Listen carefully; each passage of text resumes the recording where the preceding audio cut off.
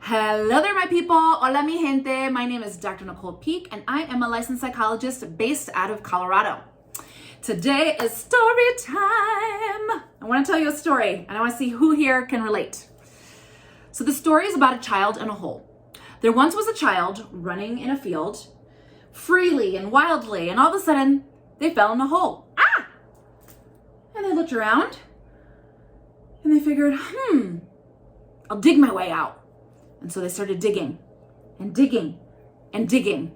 And a couple hours passed, and again, they looked around and still in a hole.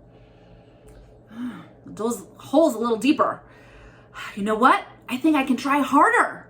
And maybe if I use a different technique with my hands, I can get even more dirt. And so a couple hours passed, and they digging. And again, they stopped, looked around, still in the hole. And actually, they were deeper. Can anyone here relate to that? I know there's somebody out there that needs to hear this today. Do you find yourself in a hole? And that hole might be a toxic relationship. It might be academic struggles. It might be a scary health situation, or something that happened to you years ago that you're still carrying around. And in response to finding yourself in a hole, do you find yourself engaging in behaviors that dig the hole even deeper? Some of those behaviors might be compulsive behaviors.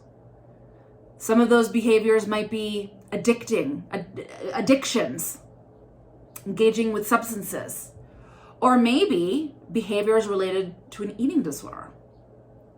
And the problem here, right, is that not only does it not do anything about you finding yourself in a hole, but now you've made it worse, because now not only do you have the original problem, but now you have something additional.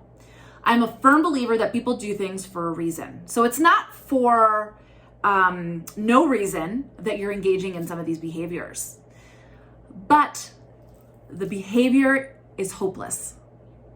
The situation is hopeless of being in a hole and continuing to dig, but you are not hopeless. And so I'm here to tell you that. Somebody's got to tell you that. And things can be different. Things can be different. We can choose. What do we have control over, as we've been talking about, right? We can't control our emotions per se. We can't just turn them on and off. We can't control the scary thoughts, those brain farts that come into our head, but we can control our behaviors and where we put our focus.